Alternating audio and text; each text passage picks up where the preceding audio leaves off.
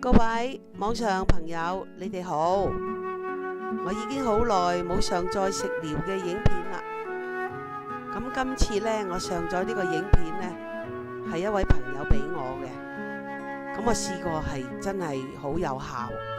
咁呢個呢，係屬於民間嘅偏方，亦都適合所有嘅咳嗽嘅種類去試嘅。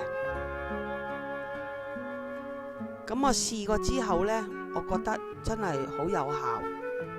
咁我再三考慮清楚呢，我製成咗影片，就同大家分享。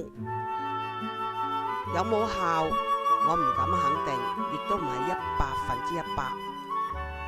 不過以上4種材料都係我哋屋企廚房必定有嘅東西。所以對身體亦都唔會造成傷害。咁因此呢，我就試下介紹俾大家。咁以下嘅材料呢，就係蒜頭1個，洗乾淨備用。咁2棵蔥就連埋啲鬚，就唔好掉咗佢噃，要翻㗎噃。咁3片薑亦都係連埋皮。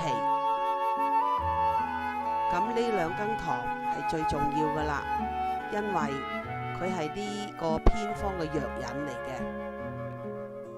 咁2碗水。咁所有材料呢，我哋都備用好晒之後呢，我哋就將佢切碎佢。咁如果你唔中意攪爛呢，你可以將佢再切細啲，切到碎晒。但係我就選擇連埋2碗水一齊將佢攪爛。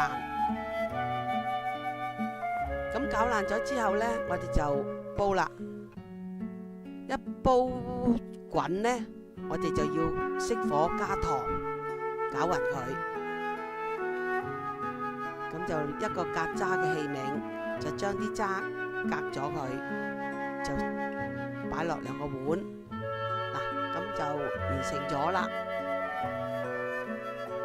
咁佢裏邊呢係嗰啲渣，你可以煮餸嘅時候用咗佢，唔嘥就隨你中意。咁呢個民間嘅咳嗽偏方就完成咗噶啦，大家都可以試下。拜拜。